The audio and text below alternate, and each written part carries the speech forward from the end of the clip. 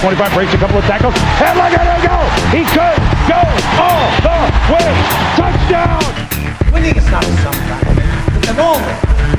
Winning is a habit.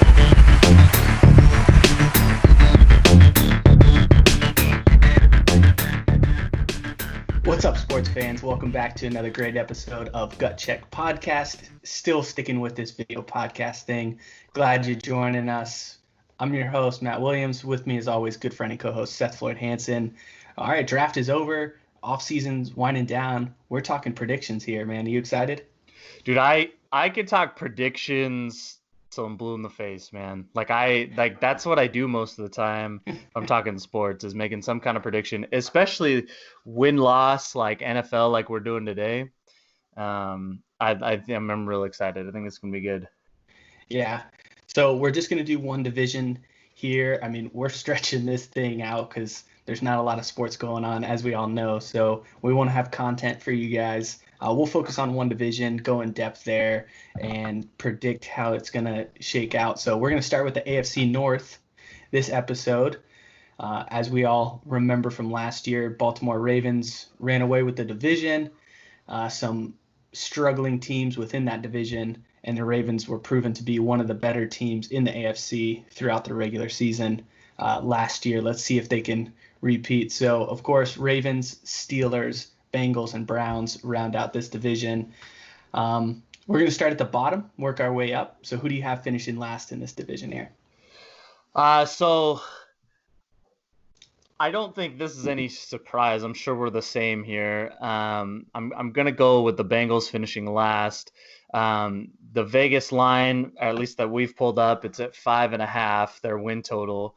And I'm going to take the under. I'm going to take the under on that. I think 5 wins is about right for the Bengals. That would more than double what they did last year.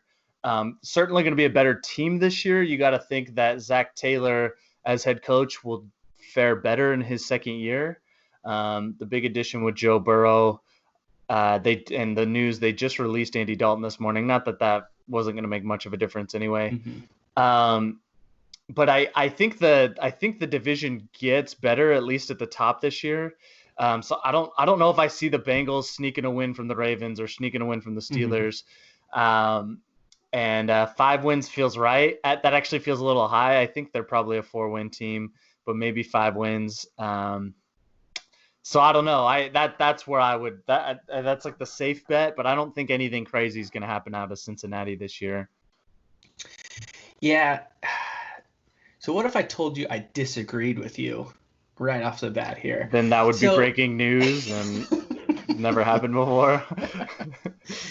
So it is tough because you're splitting hairs here, and I don't think the Bengals are all of a sudden going to turn everything around and just start lighting up the league, especially with a rookie quarterback and still a lot of holes to fill. But I think I'm going to bet on a second-year coach in a team developing his system over a brand-new head coach in a dysfunctional Browns. Because it's clear between the bottom two, it's either the Browns or the Bengals. And I think the Bengals can squeak out 5, maybe even 6 wins, right? And I think that's going to be more than what the Browns do here, because I think, look, Baker Mayfield may not be a complete bust yet. He may turn things around, but I'm not going to put money on Kevin Stefanski right now, who I think is an unproven coach and not even really the person they should have hired as a head coach in Cleveland right now. So I'm going to put my money on Zach Taylor.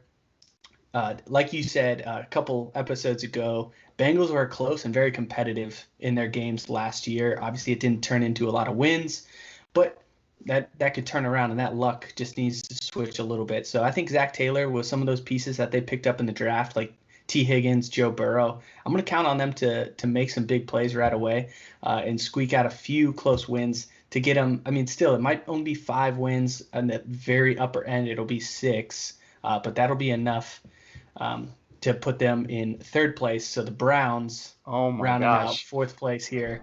I just don't have a lot of faith right now in Stefanski, and I think that locker room is just going to be a mess right there. They got a little better in the offseason. I'll give you that. but a brand new coach in what is such a dysfunctional organization right now, I think they're going to have 4 or 5 wins, right? So, like I said, it's splitting hairs. It's going to come down to just like a 1 game, half game difference here. But I think the Browns are going to be in 4th here. Wow. So when you said you were disagreeing with me, like I thought you were just saying, "Oh, I'm going to take the over on the 5.5." I didn't realize you were going to have the Bengals jump the Browns. I think so. So just on principle, like if I have the Bengals win in less than 5 games, the Browns, who won 6 games last year, theoretically should be a better team this year, just because I don't know anything about Stefanski. Can't imagine he's worse than Freddie Kitchens. Like, I think he's going to bring some stability. And here's why. I think he's going to run the ball. Like, I think he's going to run the ball now, because that's what they did in Minnesota. And he's got 2 very, very good above average running backs. I don't know where they would fall, but I'm guessing you're fine if you have Nick Chubb and Kareem Hunt as your running backs. They just have so much talent. Now the problem is that they have Baker Mayfield as their quarterback, and that's what's going to hold them back. In my eyes, and I'm not a Baker guy, and this is like a confusing conversation, because I swear you and I had this conversation 2 weeks ago, and you like kind of are a Baker guy in the sense that you haven't really. I haven't ruled him out yet. So that's where I am on Baker. You haven't ruled him out. From what? You haven't ruled him out from being a top 10 guy. You haven't ruled him out from being able to go to the playoffs. Like, what haven't you ruled out? I haven't ruled him out from being a bust. I'll say that. Such a vague term, but I sure. I guess can't be wrong if I'm vague. Yeah, exactly. So, remind me, what are the Browns, their line for Vegas right now? They're at 8.5. I'm definitely taking the under on that. I'm going to take the under on that. I actually think like 8 wins could be reasonable if Baker has any kind of improvement. I don't see them above 500, but they have so much talent on offense. It's crazy. If you just go off of offense alone, on paper, they're probably one of the most talented offenses minus the quarterback. But they just signed Jack Conklin in free agency to help stabilize their offensive line.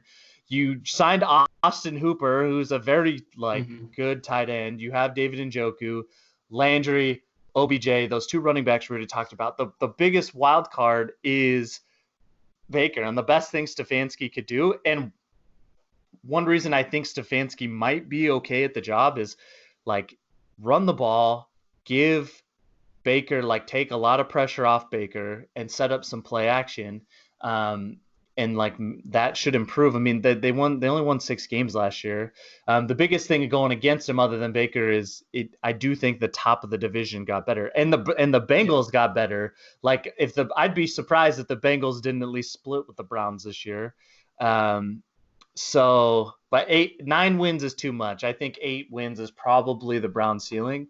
Especially after they were such a disappointment last year. Like, and everyone does this, right? Like, they add some pieces, everyone's all like hyped up.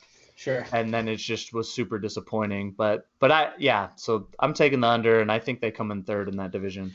Well, I mean, that's where we agree. I think I'm just taking a more severe under with them than you are. And yeah, they could try to run the ball. They definitely have the best running back, maybe second best running backs in that division. But clearly a lot of talent there. But I don't know that defense is going to keep them in games. Sure. And if you can't get a lead, you can't run the ball, right? Sure. And I don't know.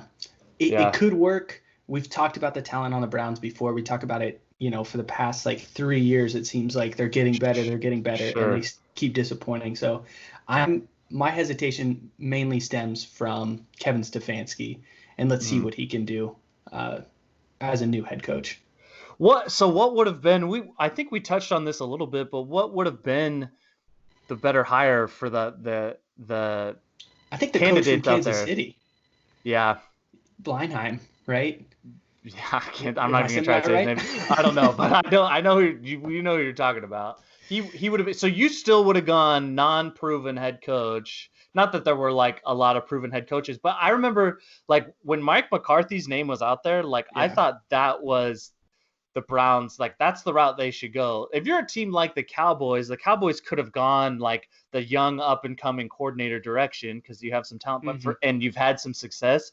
So you can kind of go out on a limb there. But for the Browns who just need to win and just like 6-10 is not stabilizing your franchise. You fired him after 1 year. Like being in making a wild card or being above 500 or at 500 even would have been like stabilizing. And I think Mike McCarthy or even a Ron Rivera, even though it doesn't sound like the Browns were ever consideration for him, would have been the better route to go because they at least know what it takes to like win. Both those head coaches have been to a Super Bowl. So that would have felt like the better hire, I think, in my opinion. Yeah, I mean, I think that makes sense. Not to derail this into a Cowboys thing, but I don't know if I would have gone with a new guy with the Cowboys just because like you're in your window, it seems, with your talent. So a new head coach, it almost always seems like a rebuild, and you're kind of starting over. That could be tough, but yeah, I think it's okay to go with an unproven coach for the Browns. It's just where are they coming from? What system were they under? And what did they do as the assistant coach? And I think Stefanski in Minnesota, I mean, his offense was okay, but it wasn't necessarily just tearing up everything. Right. And I think Mike Zimmer was really kind of the mastermind of that whole thing. I don't know. I would lean on an Andy Reid coaching tree over Mike Zimmer coaching tree, I guess, if it came down to it.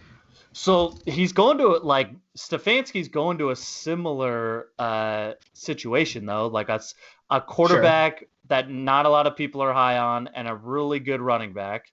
Okay, so I'm asking you, would you rather have, and I think I know the answer, but would you rather have Cousins or Baker Mayfield?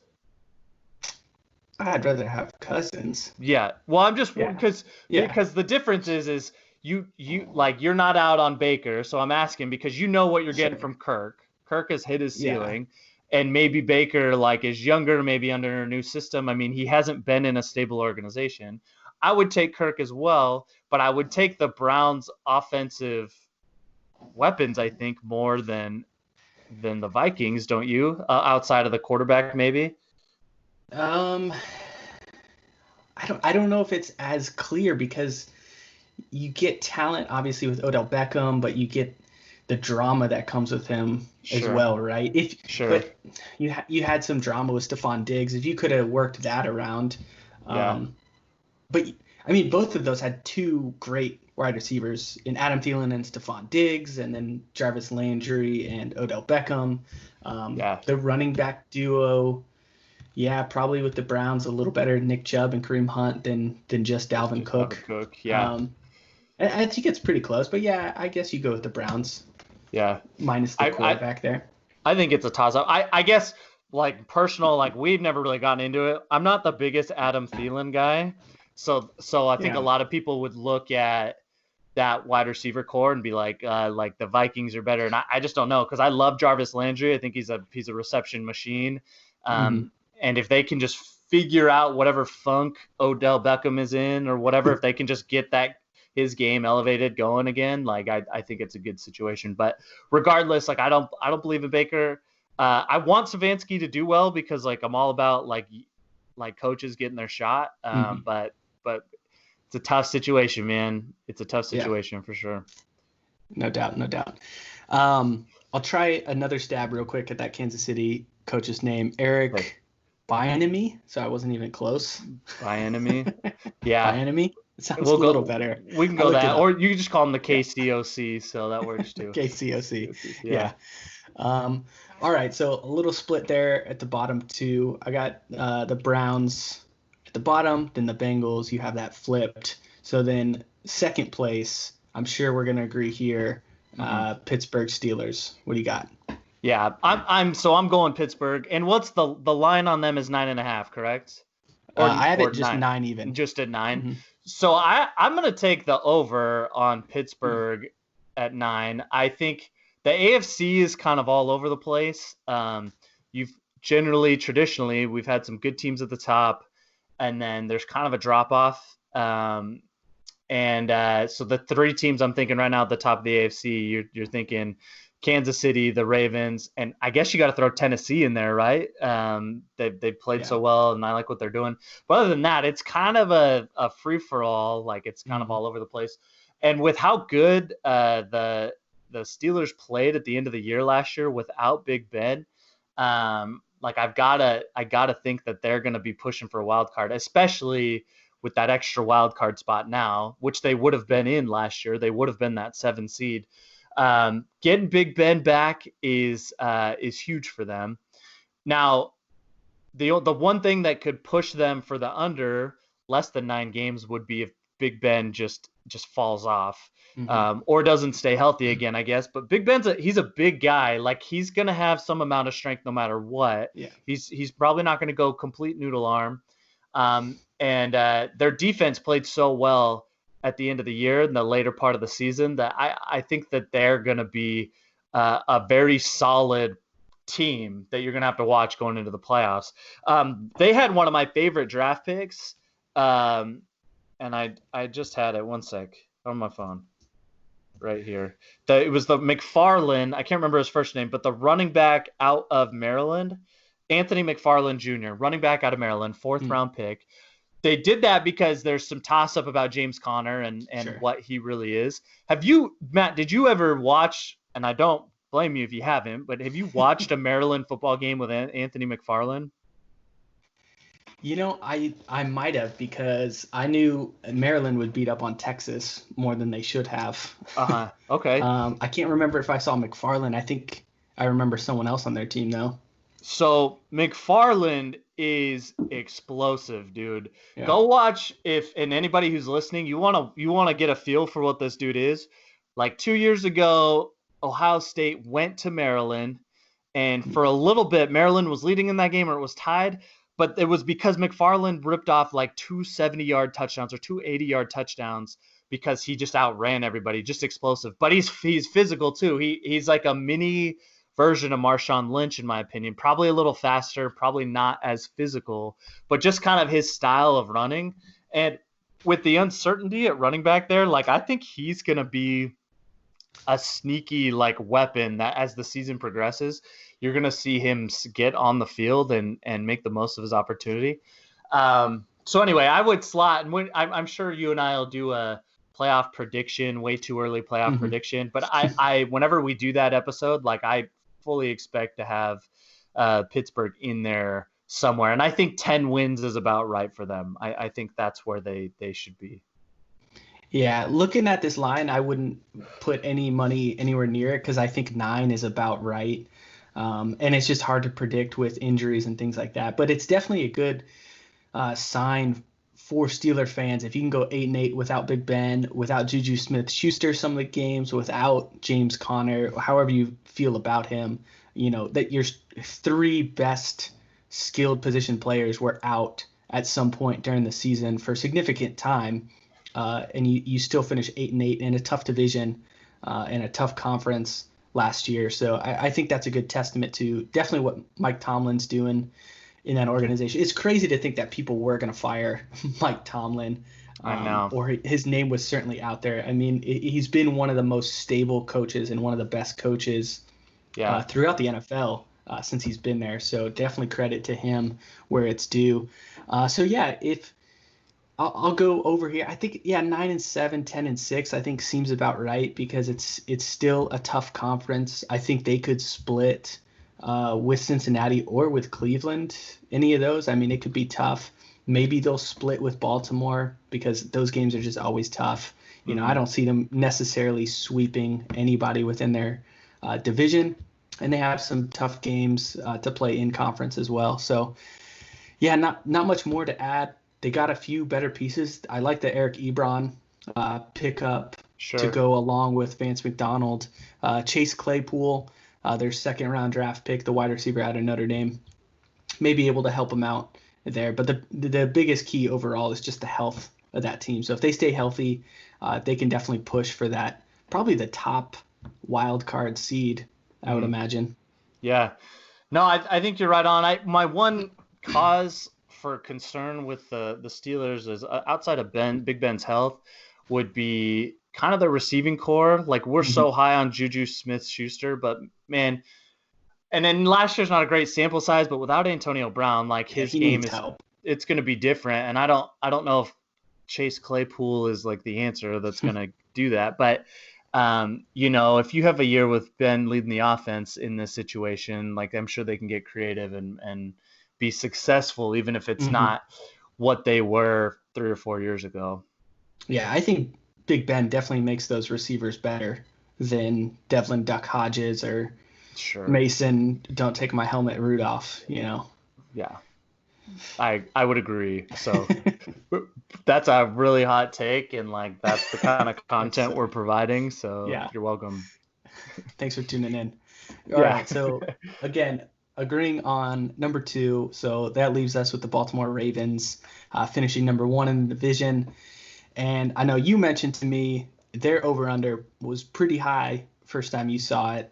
Give you a little bit of a shock. They're at 11.5 wins. How you feeling about that? Well, that's the highest line in the NFL, right? 11.5. That is the highest, and the Chiefs are also at 11.5. Yeah. Oh, they're tied, and then the 49ers are 10.5, right? Yeah, but we're not talking about the Niners right now. Well, I'm just making sure I got the order. Just wanted to remind you and the Saints. In the Saints, gotcha. So. Yeah, 11.5 is crazy high. And like when I first saw it, I was like a little shocked at how high it was for a team that lost in the divisional round, like didn't even win a playoff game last year. And they've been a little like the 2 years in a row now, it's been a little disappointing. But regular season, like they've dominated, and they had a good draft. That front office knows what they're doing. Took a shot on Lamar Jackson, and their coaching staff is just making the most out of the style of game they have. But they got Patrick Queen in the first round, which late in the first round, he's going to be all over the field. They drafted J.K. Dobbins, who I think is a good pickup. I don't know if I see him like unseating Mark Ingram, because Mark Ingram just brings a physicality to the game. So he'll probably steal some carries away from Mark Ingram, but I still think it's a Lamar Jackson, Mark Ingram show. They must not believe in Justice Hill, who is their Oklahoma State pick from year before. But anyway, the more I thought about it, like thinking about their draft picks and just how dominating they were in the season last year, like, do you really see them losing more than 4 games? Like, I don't know. I imagine they won't take the league by storm the way they did last year, because that's just how the league works. It's up and down, it ebbs and flows. If like you're up one week, like you're kind of going to be down the next week. And so I feel like they're going to catch up a little bit, but to see them lose more than 4 games, like I just don't know if I see that. And so I'm going to take the over. I think they might have a good game or a couple of good games with the Steelers, but I think it's going to be obvious that the Ravens are the more talented team, and I fully expect them to be talked about as one of the top two best teams in the AFC next year. Yeah, I think there's no glaring reason to think the Ravens won't be near the top of the NFL again, especially with some of the other AFC teams not necessarily being better. I mean, what are the Texans going to be, right, without D-Hop and what they're doing? Obviously, the Patriots are going to be a different team. So it just kind of Kansas City's up there, and that's about it. I mean, can Tennessee repeat what they did last year and Ryan Tannehill and all that kind of stuff? But then there is that question, can Lamar Jackson repeat what he did? Unanimous MVP, running all over people, throwing all over people. I like the picks, like you talked about. Patrick Queen immediately helps that defense out. He's a Ray Lewis Jr., as they're already calling him. So hopefully he can live up to that. J.K. Dobbins, I don't think he's going to uproot Mark Ingram necessarily, but you can have 2 running backs in the backfield with this Harbaugh and Jackson offense, right? I mean, I think J.K. Dobbins was the right fit there because he can catch, he can block, he can, run the ball, obviously. So you can play him all over the field. So I think that makes sense there. And they just got more speed on wide receiver too. Devin Duvernay out of Texas. That guy can absolutely fly. So I guess I'm leaning over. If I had to go another time, this would be a tough bet. because it's still hard to win 12 games no matter how good you are. The ball just bounces funny sometimes. You have some injuries that you can't predict, bad weather, whatever. So I think right here, if you're a Baltimore fan, you got to be hoping you follow the trajectory of Kansas City and Patrick Mahomes. Mahomes 2 years ago wins the MVP. The next year wins the Super Bowl. Lamar Jackson wins the MVP. Hopefully takes him to the Super Bowl and they can win a Super Bowl if you're a Ravens fan. So I will say this, like with Patrick Mahomes, there's just no like shutting him down or slowing him down. You got to control the clock a little bit on your end, limit his possessions. Yeah. I think you might see I wouldn't put money on it. Obviously, I just said I'm taking the over. Like 12-4 seems very reasonable. But if there are teams that start to figure out this run game, like you could see a big drop off. Like you could see them go from 14-2 to a 10-6 or even a 9-7 if the Steelers are up. Look, I've watched a lot of Ravens games, just because Lamar was so fun to watch, and I watched him play every snap against the Niners, and here's what I took away, and this is like what's so frustrating about the Lamar Jackson argument is, like, dude, he is average at best when throwing the ball. He really is, and what people want to do, because we live in this age with Twitter, okay, and social media, is they want to take the one good pass he had all game and they want to say, see, people say Lamar can't throw. Like, no, look, like he's very confident and he's going to sling the ball. And every now and then, like, he's going to make a really good throw. But in the NFL, it's about consistency. Like, any of these quarterbacks that are in the league can once a game, like, make a good throw. And I really believe that. But when they played the Niners, like, he had a couple really good throws. And then he has 3 or 4 throws that the guy is open by 5 or 10 yards and he's throwing it at their feet, or he's throwing it high to where the guy can't even make the play. And so that's like what's concerning to me with Lamar, because if you can figure out how to shut down the run and truly slow him down, now he's going to go from having 3 of those like head scratching passes a game to 6 or 7 that are just going to bring the team back. And like, I love Lamar. Like, I want him to succeed. He was the MVP, but he was the MVP because he's such a good athlete and he puts everybody on skates. And if teams can fully commit to stopping the run, like, I mean, stacking the box with 8 guys. And look, that's a dangerous thing to do because they have Hollywood Brown. They have some guys who can fly. You just mentioned Duvernay.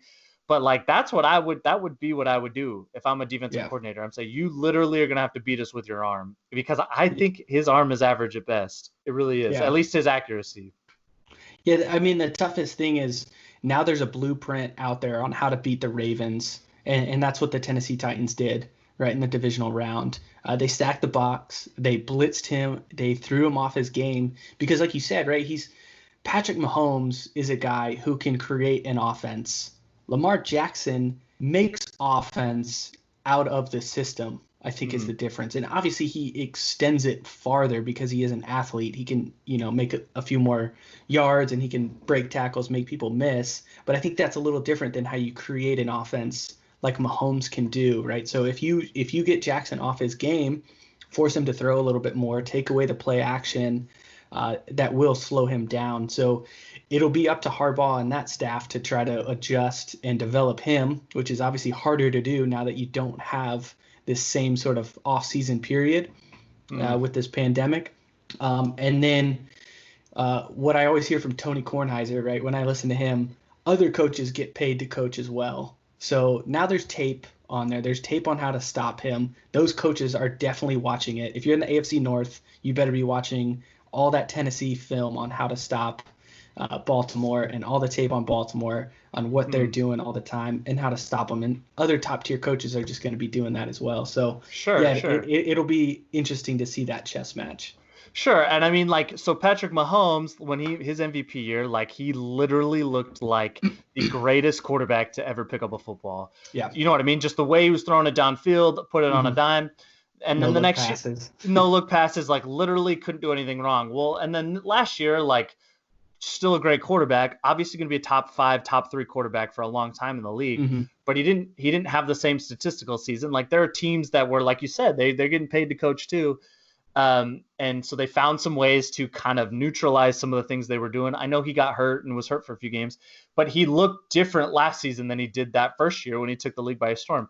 Even like in a small sample size, and we're not talking about the Niners, but Jimmy Garoppolo, when he came in for those last 6 games, like he wasn't throwing the ball downfield like Mahomes was, but he was putting everything on a dime, and they won 5 games in a row. And like it was incredible, and he looked like the next big thing. And then now that teams have a little film on him, like his game has stepped down a little bit. And so that's what I think. And it's a different challenge with Lamar because you're trying to stop the run game more than anything. But I just have to believe that there are going to be teams that figure out ways to stop this run game. And Greg Roman does a great job over there as far as scheming that power run game. It's the same system that they had when he was coaching Kaepernick.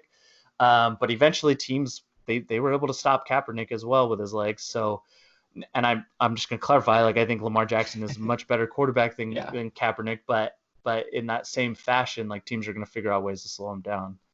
But again, if I have to put money on it though, like I'm taking the over. I'm taking they'll win 12 games this year, but it wouldn't shock me. Yeah, no, I think the over is a smart call. So now with the new playoff system, only the top seed gets the bye. Do you think they get the bye?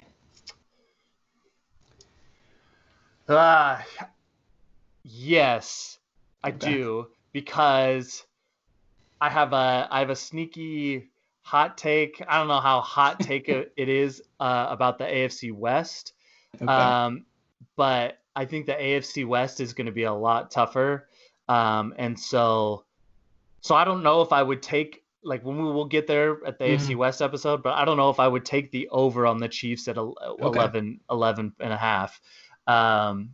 So I think Baltimore probably just has a clearer path because of the Bengals and the Browns in their division. Yeah. Okay. No, I think that's fair. There's always sort of that Super Bowl hangover as well. I mean, are the Chiefs going to be as hungry or fighting as hard, you know? Sure. And I think it's a good point that the AFC West could be getting better, but we won't spoil. So I'll just say I agree with you there. I think if I had to put money on someone to get that top seed, it's probably going to be the Patriots for all we know. Gosh. Well, in any second now, they're going to announce that they signed Andy Dalton, and then any second, like 9 months from now, you're going to see Andy Dalton be a 35-5 quarterback. So yeah, easy. Yeah. All right. Well, that wraps up AFC North talk already. A little shorter this episode, but we just wanted to dial in, focus on one division, get you guys some good content. So hey, love the comments and reaching out to us. So if you have some takes, we're going to do the NFC North next week. So if you have any questions or anything you want to throw out about the NFC North and what's going on there, send it our way. We'll get it in the next episode.